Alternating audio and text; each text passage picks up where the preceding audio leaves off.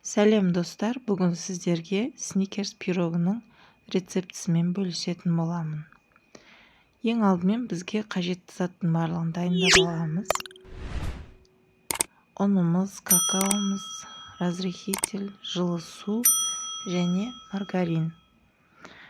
Үлкен ыдысымызға ұнымызды, қантымызды, какаомызды, яғни құрғақ заттардың барлығын саламыз. Разрыхительді салып, жақсылап араластырамыз.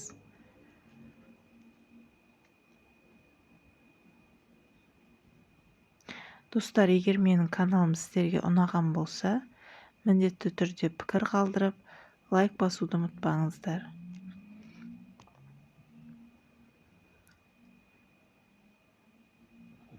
Бөлме температурасындағы майымызды жаңа құрғақ заттармен араластырамыз. Енді бір жұмыртқамызды салып, қайнаған жылы су құятын боламыз. Мөлшерлерін описанияға жазып өтетін боламын. Сол жақтан қарап жасасаңыздар болады. Міне осындай қолға жабысқақ қамыр пайда болады бізде. Енді бұны біз 10-15 минутқа демалдырып қоямыз. Сол аралықта біз начинкасын дайындаймыз. Бізге арахис пен бір банка сгущенка қажет болады.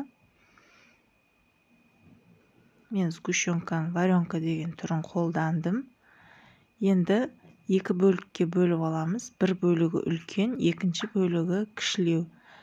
Енді үлкен бөлігін біз ұн арқылы формамызға орналастырып аламыз. Шет-шеттерін осылай кесіп аламыз. Енді ортасына біз жаңағы салмамызды саламыз.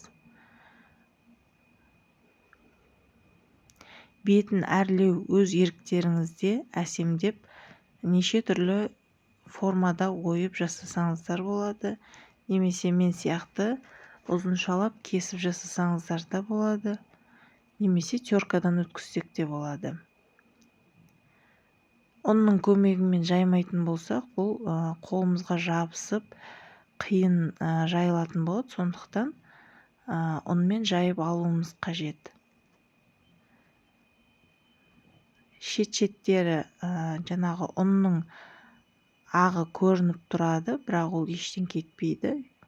Кейін кисточкамен алып тастасақ болады. Міне осылай орналастырып шықтым. Мен пирогым дайын болды. Өте дәмді шықты. Бетін сахарный пудрамен сеуіп әрлеуге болады. Міндетті түрде жасап көріңіздер. Ас болсын, сіздермен болған Айдана.